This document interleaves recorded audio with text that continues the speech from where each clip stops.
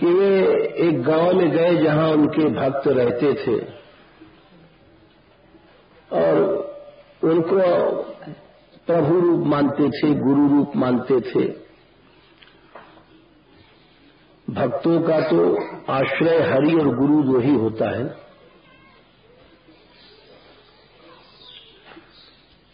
तो वहां उनका प्रेम देख करके वहां रुक गए। जब वहां रुक गए तो बड़ा संकीर्तन में, बड़ी भगवत कथा, बड़ा आनंद हुआ। संत जहां भी रहते हैं वहां एकमात्र उनका यही लक्षण ही होता है। संतों का शील यही बताया गया है। आयात यामा तस्यासन यामा स्वांतर यापना शृण्वतो ध्यायतो विष्णु कुर्वतो ब्रुवतः कथा। भक्त का शील जो वर्णन किया गया भागवत जी में, स्वयं तृतीय स्कंद में कपिल जी के प्रसंग में वहां ये श्लोक आता है कि इस तरह से उनका समय बीतता था। उन्होंने 30 करोड़ वर्ष अपने कैसे बिताए। हमारे जैसे लोग तो एक दिन भी ठीक से नहीं बिता पाते हैं। भजन क्या है, ये 1 घंटा भी आप करना आफत हो जाता है। मक्खी मच्छर जैसे अपने हैं, उन्होंने 30 करोड़ वर्ष का मनवंतर कैसे बिताया, आयातयाम बिताया। आयातयाम उसको कहते हैं कि 24 घंटे में 8 याम होते हैं, यानी प्रहर होते हैं। ये सभी जानते हैं। 3-3 घंटे का एक प्रहर है, 8 या 24। तो उसमें एक क्षण भी भगवान के बिना न जाए, ऐसे भजन को आयातयाम कहा गया है। अब प्रश्न हुआ कि ऐसा भजन कैसे भाई, आखिर मनुष्य भोजन भी करेगा, शरीर की क्रिया है, नहाना धोना, दातून कुल्ला या और भी व्यवहार करने पड़ते हैं। कोई आ गया तो उससे भी भगवत बुद्धि से मिलना ही पड़ता है, तिरस्कार न हो जाए। आने वाला ये आवश्यक नहीं है कि वो भगवत चर्चा ही करेगा।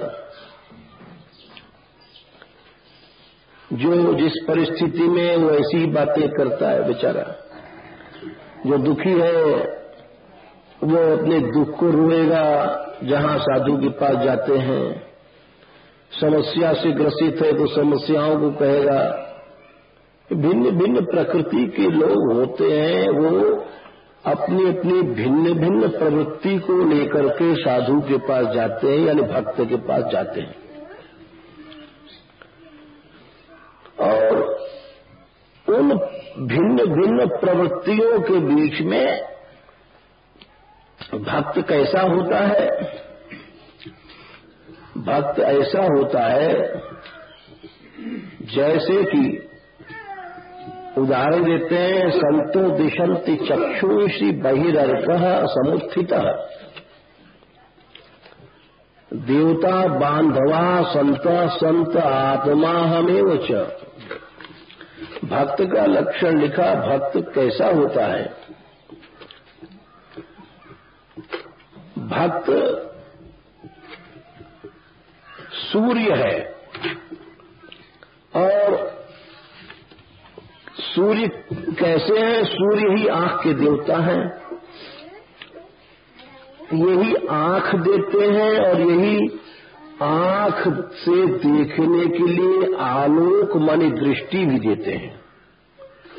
भीतर चक्षुरिंद्री भी में प्रकाश भी उनका है, बाहर भी प्रकाश उनका है, उसी को सूर्य कहा जाता है। आप बिजली का लट्टू जला दीजिए तो वो सूर्य नहीं हो सकता, रोशनी बाहर दे देगा, लेकिन उसमें वो सामर्थ्य नहीं है कि वो चक्षुर इंद्री को भी प्रकाशित कर सके, चक्षुर इंद्री को भी तेज दे सके। ये हमारे जो हम लोग बिजली बनाते हैं, इसे अंधा भले हो जाए आदमी, चक्षुर इंद्री को तो नहीं कुछ लाभ हो सकता है। तो इसीलिए संत लोग का लक्षण दिया गया कि वो सूर्य है, अर्थात सूर्य आप रात में देखिए, काली रात अमावस्या की, और उस काली रात में उन्होंने कोई जाए जो हाथ से हाथ नहीं दिखाई पड़ेगा। ऐसी स्थिति में जब सवेरा हुआ तो सूर्य ने सबको प्रकाशित करके प्रकाशमय कर दिया। जो काला था, लताएं तो वही थी, वृक्ष भी वही थे, धरती भी वही थी, सरोवर भी वही थे, पानी वानी सब वही थे, लेकिन उस सब को प्रकाशित कर दिया, प्रकाश से भर दिया और उनका कालापन मिट गया। तो इसी तरह से संत होता है, उसके पास भिन्न भिन्न प्रकृति के लोग आते हैं। कोई कामी है, कोई क्रोधी है, कोई लोभी है, कोई दुखी है, कोई समस्या से ग्रसित है, अंतर्द्वंदों से, वो सब अलग अलग प्रवृत्तियों के लोग आकर जब बैठते हैं तो जो भक्त होता है उस सब में अपना रंग भर देता है। ऐसा चतुर होता है या ऐसा रसिक होता है। इसीलिए बहिरर्का समुत्थिता ये शब्द कहा गया। भक्त को ऐसा होना चाहिए, यानी उसके पास दूसरे की प्रवृत्ति का प्रभाव नहीं पड़ता है। उसके पास जाते मान कामी गया तो उसकी काम प्रवृत्ति बदल करके भगवदमयी हो जाएगी, लोभी गया तो भी उसकी लोभ प्रवृत्ति बदलने लग जाएगी। जैसी शक्ति का संत है वैसा ही प्रभाव डालता है। और इस तरह से जो प्रबल भक्त हैं वो बाहरी व्यवहारों को करते हुए भी आयातयाम बने रहते हैं। हर समय कोई आया, भगवतमयी वृत्ति, भगवतमयी चर्चा और भगवतमयी भावना, बहुत सी बातें होती हैं। आपके पास कोई मिलने आया तो जो सच्चे भक्त होंगे वो तो ये सोचेंगे कि कृष्ण ही है, हमसे मिलने आए हैं, बात कर रहे हैं। उनको हर समय याद रहता है, बात करते समय भी याद रहेगा। हर क्रिया करते समय इसी को ध्रुवा स्मृति कहते हैं। और हमारे जैसे लोग भूल जाते हैं, हम कहते हैं शत्रु आया बात कर रहा है, मित्र आया बात कर रहा है, ये देखो द्वेष करने वाला है, ये बदमाश है, ये अच्छा है। ये सब जो दृष्टि बनी रहती है, बस यही दृष्टि तो माया है। और जो भगवत भक्त होते हैं उनको तो बाबा युद्ध भी कर रहे हैं और उनको याद है कि ये भाव सामने वाला भगवान है। ये मां मनुस्मर युद्धेच, ये बात केवल एक कल्पना की नहीं है, कहानी नहीं है, ये एक स्मृति का शाश्वत अभ्यास है, जो स्मृति ध्रुवा स्मृति बन जाती है। और उसी को भक्त कहते हैं। और सर्वत्रात्मान्वेषणम एकादश में कहते हैं भगवान कि वो सर्वत्वात्मेश्वरान्वीक्षाम कैवल्यम अनिकेतताम विविक्तवसनम संतोषम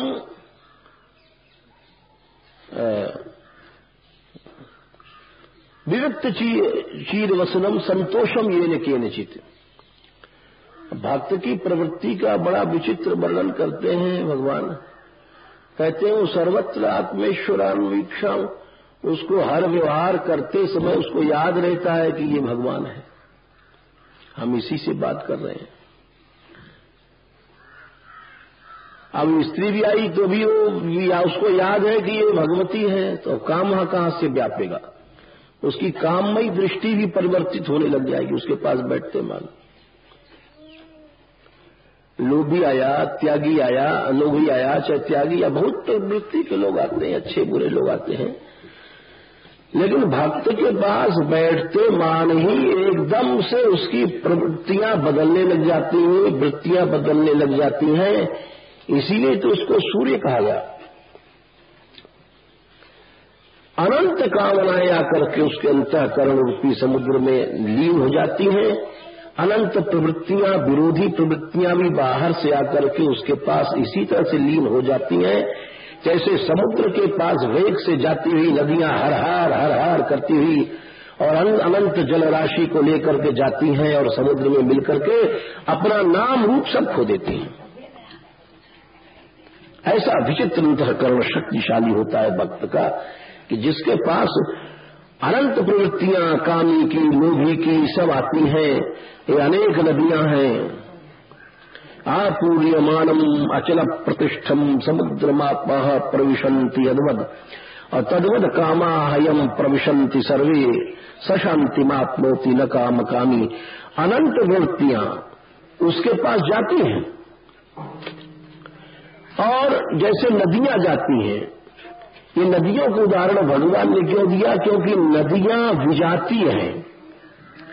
समुद्र को जो जल है, वर्ण है, नदियां देखिए कोई कोई पीले रंग की होती है, कोई कोई लाल होती है। सरस्वती आदि नदियों का लाल वर्ण किया गया है वर्णन, और कोई सुवर्ण रेखा सुनहली रंग की होती है, पीली होती है।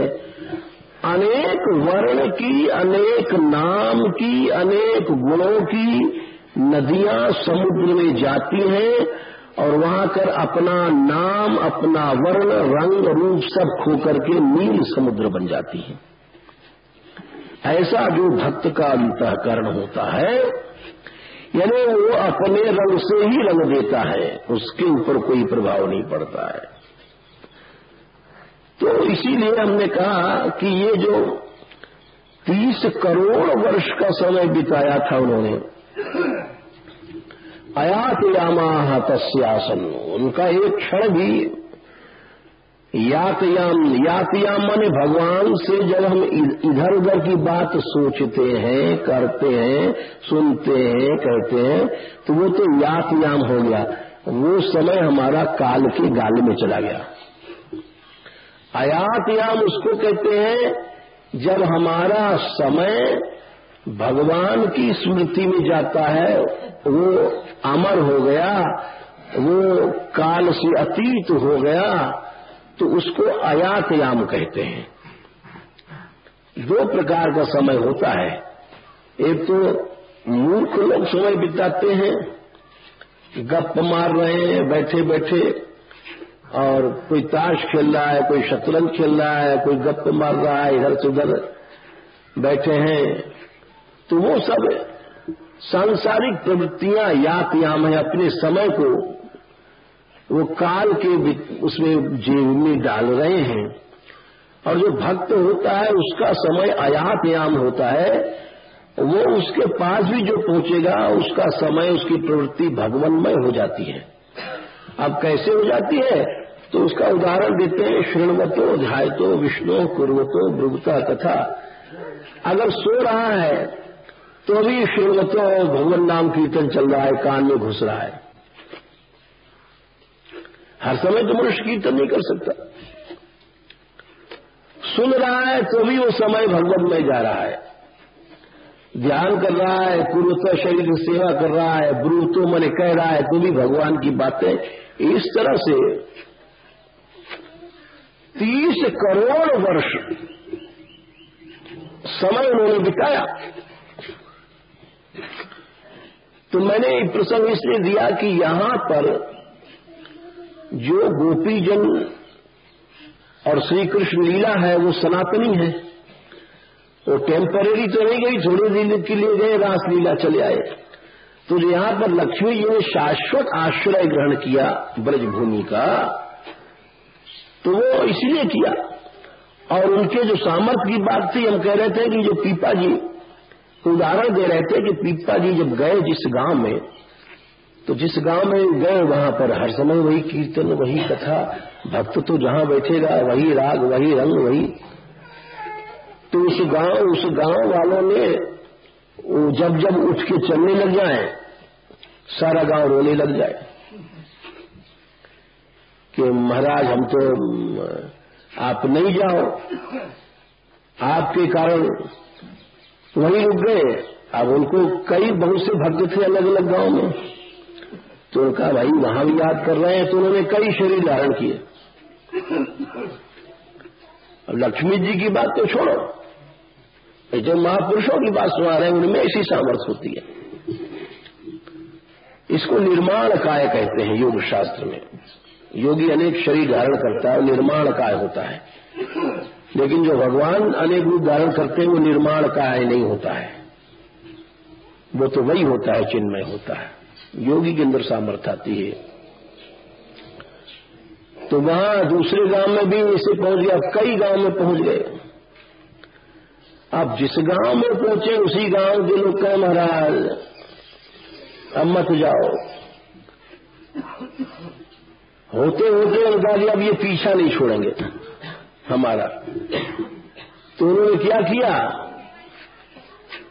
कि बहुत दिन जब रह लिए, हर गांव वाला पीछे नहीं छोड़े कि नहीं जान देंगे महाराज, सब रोने लग जाए। उनका अच्छा ठीक। अब वो जिस गांव वाले नहीं छोड़ रहे वहां पर उन्होंने शरीर छोड़ दिया, सांस वास बंद, मर मरा गए। अरे अब तो छोड़ोगे। संत भी बड़े विलक्षण होते हैं उनकी। अब सब गांव रोने लग गया कि अरे रे रे महाराज तो शरीर छोड़ गए। सारा रोए गए और चलो भाई दाह संस्कार करो, और उनको ले गए फूकने। आखिर में अब जो फूकना ही पड़ेगा। तो सब रोए गए, लेकिन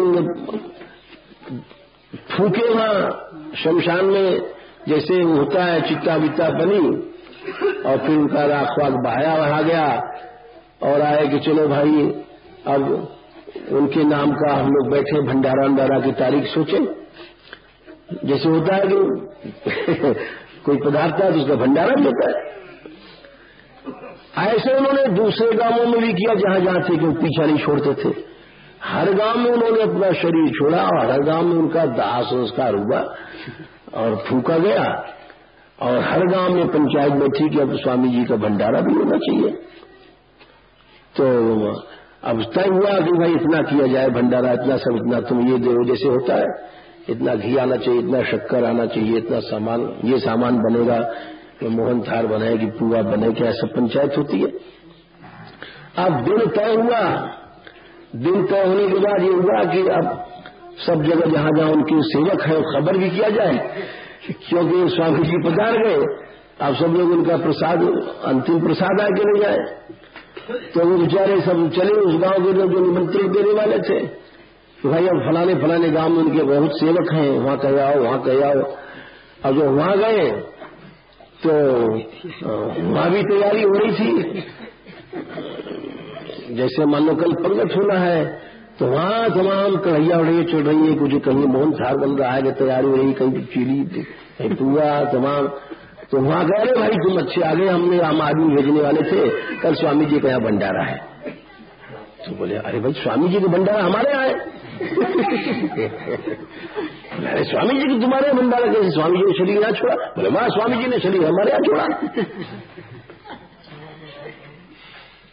और बहस हो गई। बोले तो हम कैसे मानेंगे, हम लोगों ने दाह संस्कार किया। अरे बोले हमारे गांव में चल के देखो, वहां तो अभी उनका रखा हुआ है कलसा बलसा। तब तक तीसरे गांव वाले भी आ गए। बोले भाई स्वामी जी का शरीर हमारे यहाँ गांव में छोड़ा है, तो वहां पर इस तरह से जो है इतना सामग्री आप सबका। अरे बोले हम क्या, हमारे यहाँ भंडारा हम कहा। तो चौथे गांव के कई गांव में उन्होंने शरीर छोड़ा। अब आखिर वो सबने कहा ये क्या चक्कर है? बोले सब पता लगाया तो सब गांव ने कहा जहां जहां गांव में जाए, बोले हमारे यहाँ छोड़ा, हमारे यहाँ छोड़ा। तो भाई इसमें तो मुझे ये क्या चक्कर है, चलो। तो सब लोग गए वहां जहां सीता सहचरी रहती थी। उनकी स्त्री का नाम सीता सहचरी था। वो वहां गए तो वहां क्या देखे, स्वामी जी बैठे सीता जी। और वहां गए थे सब कि सीता जी को बता दे कि आप विधवा हो गई हो, और कैसे बताएं, रोएंगी बेचारी बहुत। और वहां देखे तो और सब एक दूसरे की ओर मुंह देखे कि क्या हुआ, ये क्या हुआ।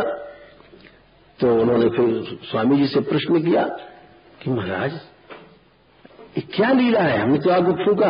अरे बोले भाई तुम लोग हमारा पीछे नहीं छोड़ते थे, अब क्या करें हम। तो अभी हमने उदाहरण इसलिए दिया कि ये तो सामर्थ्य योगियों में भी आ जाती है, महापुरुषों में भी आती है, अनेक शरीर धारण कर लेते हैं। तो ये जो बात है कि लक्ष्मी जी ने यहां शाश्वत आश्रय ब्रज कर लिया, जो गोपी गीत में पहला श्लोक है, जयति तेधिकम जन्मना ब्रज श्रयत इंदिरा शाश्वत।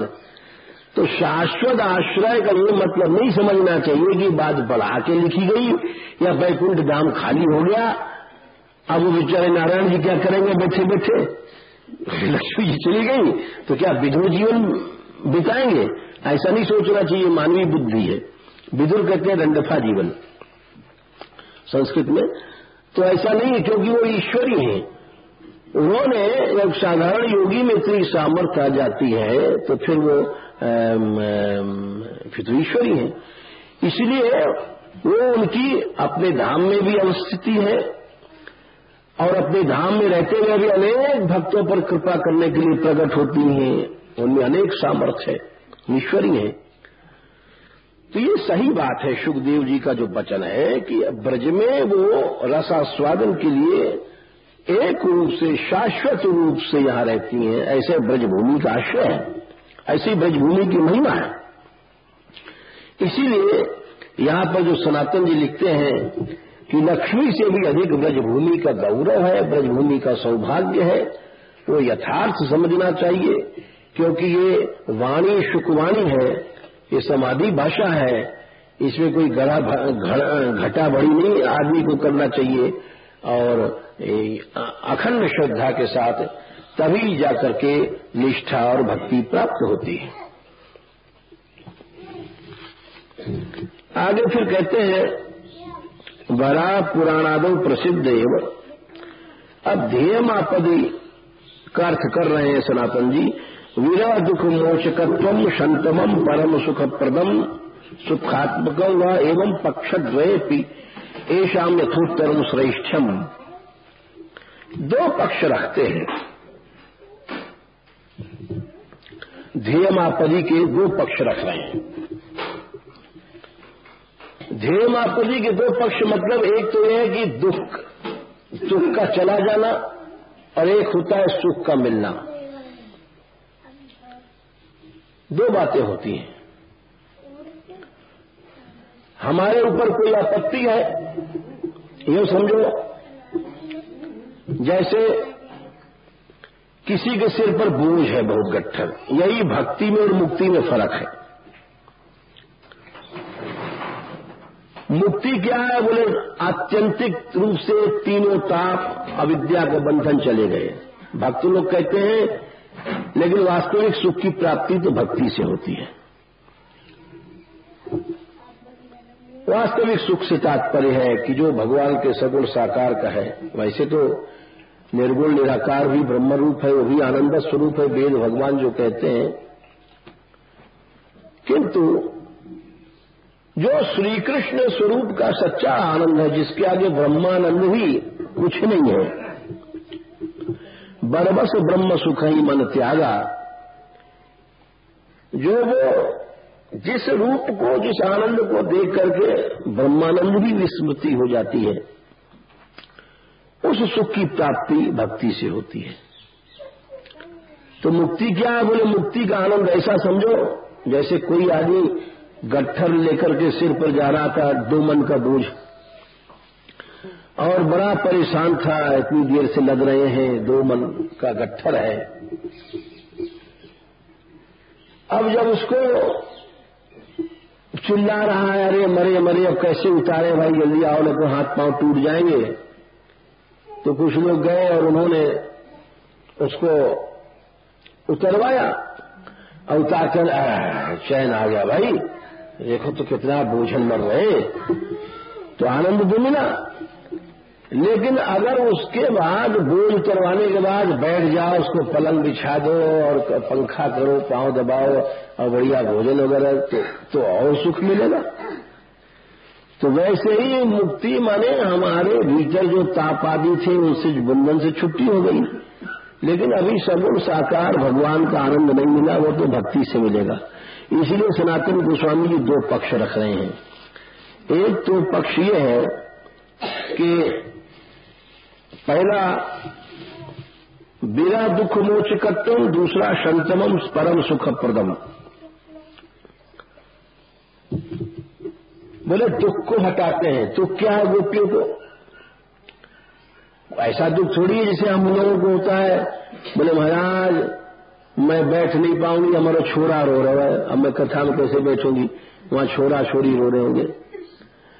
अब कथा बथा क्या सुने?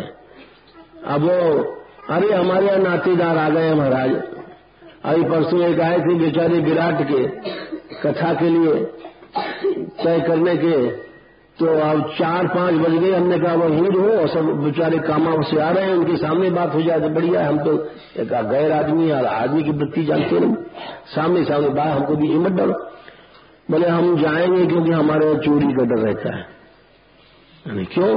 बोले अब 5 बजे यहां से चलेंगे, 6-6:30 बजे गिरिराज पहुंच जाएंगे, 7 बजे वहां से अलवर पहुंच जाएंगे, अलवर से फिर मिलेगी गाड़ी तो 12-1 तक हम अपने दरवाजे पहुंच जाएंगे, 1 बजे रात तक। तो हम क्या बोलेंगे? अरे भाई ठीक है, हम कह दें जबरदस्ती की रुको, और कोई बात घट जाए तो हमारे सिर पर जाएगी बात। हमने कहा चलो भाई जाओ। तो ये जो दुख है, क्या है? दुख है बंधन। आप घर में कोई जा नहीं सकता, घर में चोरी हो जाएगी। कोई कहता है हमारी महाराज यात्रा में क्या करें, हमारी जवान छोरी वाले घर में रखवाली करें या तुम्हारी यात्रा करें? 50 झगड़े लगे। तो दुख की निवृत्ति अलग है और सुख की प्राप्ति अलग है। तो श्री कृष्ण के चरण दुख की निवृत्ति भी करते हैं और शंतमम ध्येय आपदी माने दुख की निवृत्ति भी करते हैं और शंतमम माने सुख भी देते हैं। बोले गोपियों को दुख क्या है? बोले विरह दुख। हम लोगों के लिए तो जैसे अन्य दुख है ऐसा नहीं है, गोपियों को विरह का दुख है। तो ध्येय आपदी का अर्थ बड़ा सुंदर किया। हम लोग कोई समझेंगे ध्येय आपदी माने महाराज आज चून नहीं घर में, आज वो बीमार है, डोकरा फलाना है, आज दवा लाना है, ऐसा झगड़ा वहां नहीं है। वहां तो एकमात्र विरह और कुछ सब भूल ही गई तो संसार को, वहां कोई समस्या ही नहीं है। हम लोग अपनी मानवीय बुद्धि से सोचते होंगे कि उनके पास भी समस्या होगी, बोले कुछ नहीं वहां। सनातन जी कहते हैं वहां सब कुछ है ही नहीं है। इस संसार में भी अगर मनुष्य अपने ऊपर आरोपित नहीं करे तो कोई दुख चिपटता थोड़ी है, कोई दुख चिपटता नहीं है।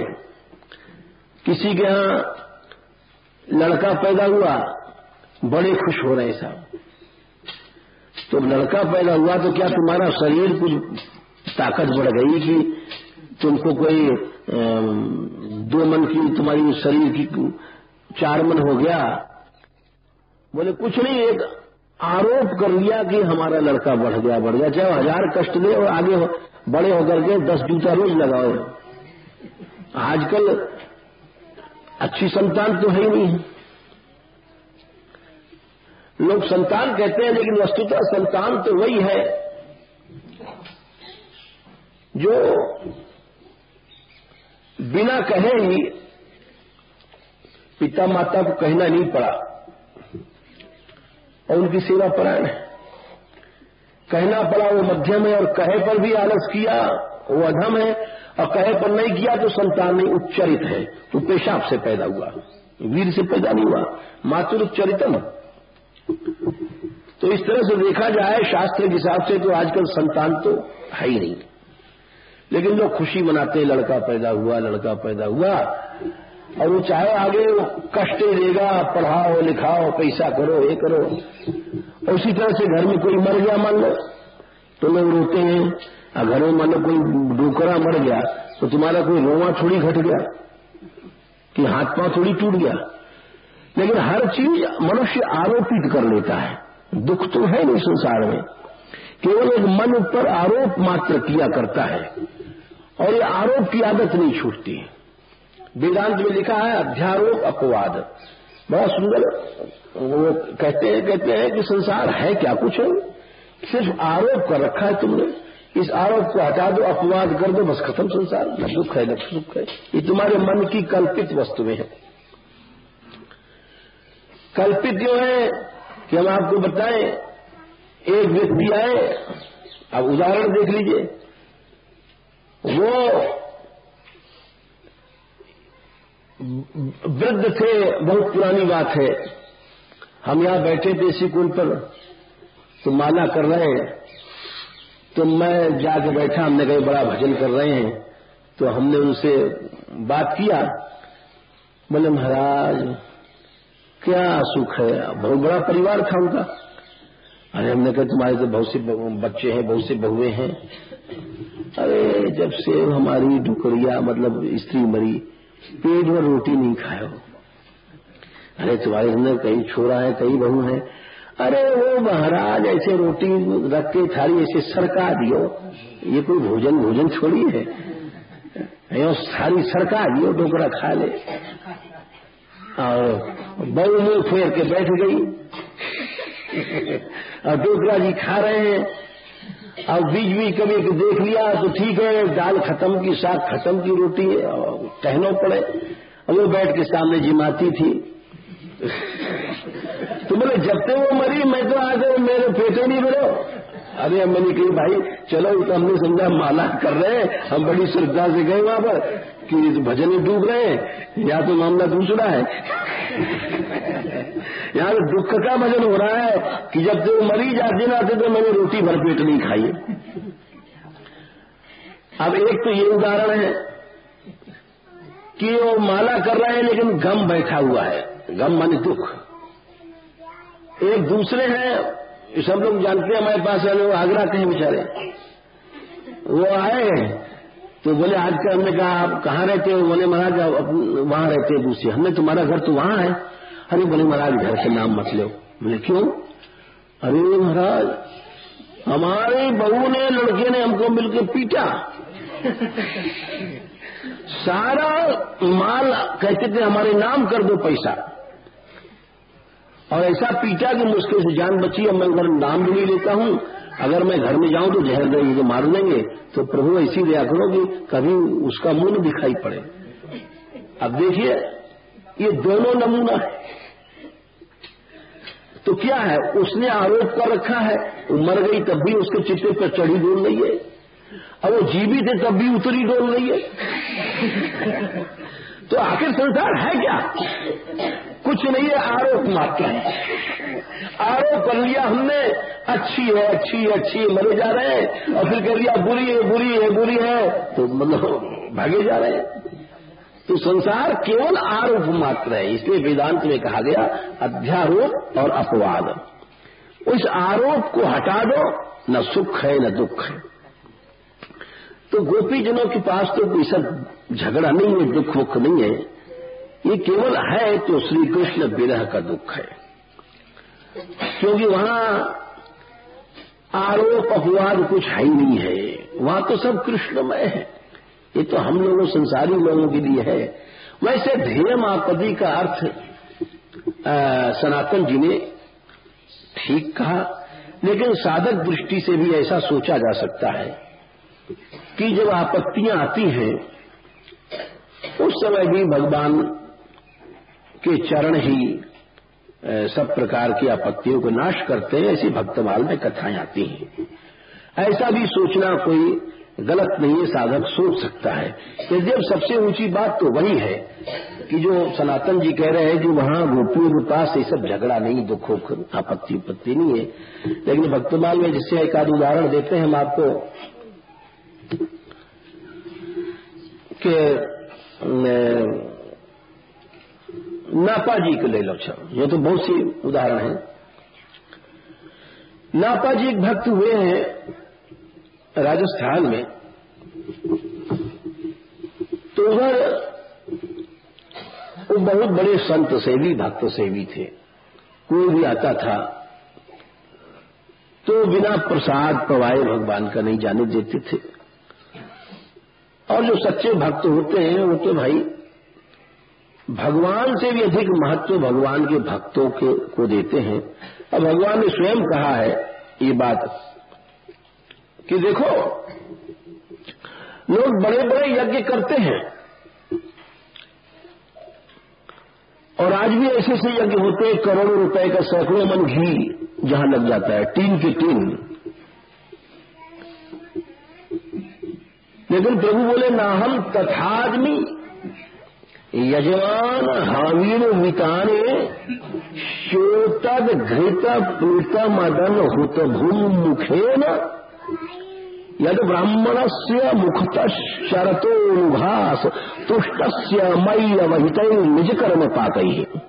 भगवान साक्षात वैकुंठपति कह रहे हैं वहां तीसरे स्कंद में कि लोग समझते हैं कि मैं यज्ञ में जो आहुति दी जाती है मुझे, तो विश्रवे स्वाहा करके, तो भगवान उस आहुति को ग्रहण करते होंगे। तो भगवान कहते हैं अगर मैं ये कह दूं कि मैं नहीं ग्रहण करता हूं तो ये तो बात गलत है, क्योंकि वेद की मर्यादा है, वेद उन्हीं का स्वरूप है। लेकिन फिर भी इन्होंने इतने कहा ना हम तथाग्नि, मैं उस तरह से नहीं खाता हूं जितना कि मैं तृप्त होता हूं भक्त या ब्राह्मण के मुंह से। वहां ब्राह्मण से मतलब है भक्त, क्योंकि निज अवहित निज कर्म पाकई, ये शब्द वहां पर भक्त ब्राह्मण की बात बताता है। मैं उस तरह से नहीं खाता हूं यजमान की हवि को। कैसी हवि है? श्योतद घृत प्लुतम, घी से तला मोर आहुति जा रही है। अदल मैंने खाता तो हूं शक्ति पत्ते, लेकिन ना हम वैसा नहीं खाता हूं। होते भूम मुखे अग्नि के मुंह से उतना नहीं खाता मैं। यानी ब्राह्मण से जो ब्राह्मण को खिलाया उसके मुंह में चरतोनुघास एक एक कौर खा रहा है। कैसा ब्राह्मण है? मई अवहितैः निज कर्म पाकई, जिसने सारे कर्म मुझे, कर्म का फल मुझे, कर्म मुझे, ऐसा जो भक्त है उस भक्त को खिलाने से जैसी तृप्ति होती है, तो जो सच्चे भक्त हैं वे तो भक्तों को खिलाने में ही सुखी रहते, सुख पाते हैं। और खुद खाने वाला भोगी और खिलाने वाला योगी। तो नापा जी सबको प्रसाद पवाते थे, कितने भी आ जाओ, उनका व्रत था। अच्छा, जिसका व्रत हो जाता है फिर उसको घाटा नहीं होता। नहीं भाई 2 के लायक चून मारा, 4 आ गए साहब, अब छाती कूट रहे हैं कि 4 आ गए, अब क्या करें? तो इसको सेवा नहीं कहते। नहीं, प्रसन्न हो जाओ, वो उसमें से ही कौन से पूरा हो जाएगा। हमेशा ये उत्साह रखना चाहिए कि 4 आए तो और 10 आए। तो उनका नापा जी का नाम हो गया, सम्मान हो गया। और जो कुढ़ेला भी रहते हैं हमारे जैसे लोग, वो हमेशा रहते हैं। कोई किसी का यश बढ़ता है संत का तो 4 पहले पैदा हो जाएंगे उसके। उन्होंने जाकर राजा के पास शिकायत किया, अरे उस नापा से क्यों नहीं कर लेते हो?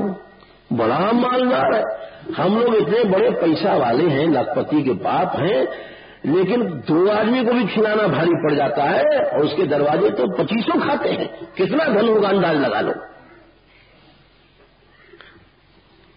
वो तो अपनी दृष्टि से देखता है, उसका एक छदाम खर्च करने में प्राण निकलता है, वो कभी नहीं खिला पाएगा, चाहे करोड़पति है। और जिसके हृदय में वृत्ति है वो तो फिर खुद नहीं खाएगा, खिला के खाएगा। तो राजा के पास रोज शिकायत जाए, इस पर इतना कर लगाओ, ये है वो है। आखिर राजा को धन की जरूरत थी, उन्होंने नापा जी को बुलवाया, बोले ए तुम क्या टैक्स देते हो? बोले कुछ नहीं। अरे कुछ नहीं, तुम्हारे यहाँ इतने लोग प्रसाद पाते हैं, 100 आदमी भोजन कर जाते हैं। बोले हाँ जो हुजूर, तो सच बोलता है। 100 लोग सोचने लग गए, भाई राजा के पास ले चले 10-5 आदमी, आखिर रिश्तेदार वगैरह सोचते ही हैं। उतने में 10-20 संत आ गए। अब वहां तो ससुरालिया बैठे रो रहे हैं कि नापा जी जेल में हैं, लेकिन उनकी स्त्री बड़ी धर्मात्मा थी। बोले आप लोग कुछ मत बोलो। वो लोग कह रहे थे इनको विदा कर दो, आज भी आ गए आज भी आ गए खाने पीने के लिए।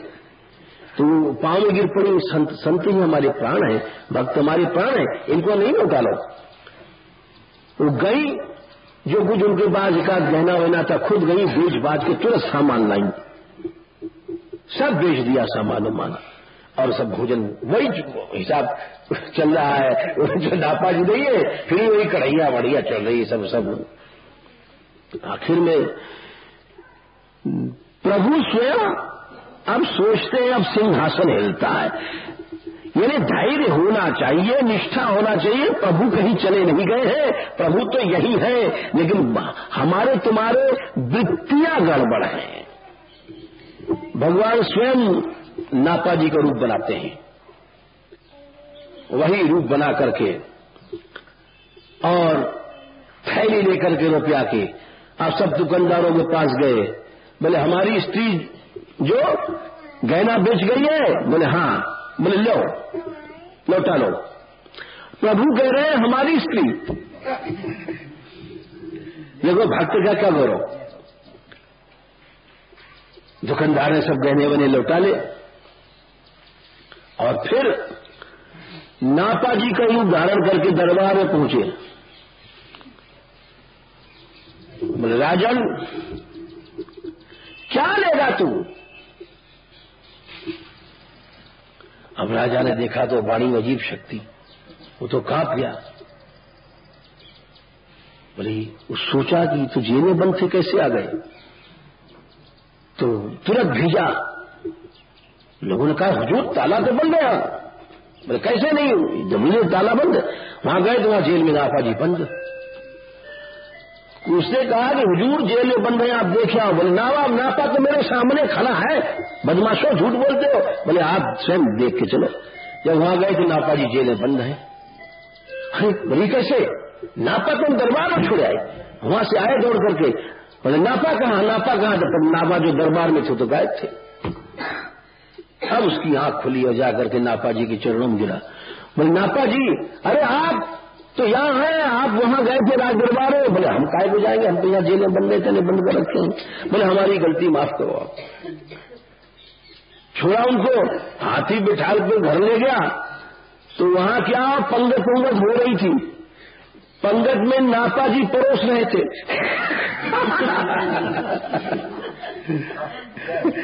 प्रभु नापा रूप धारण करके सब गहना वहना छुड़ा करके नापा जी को बहू को जाके दिया। बोले ले अपने गहने ले ले।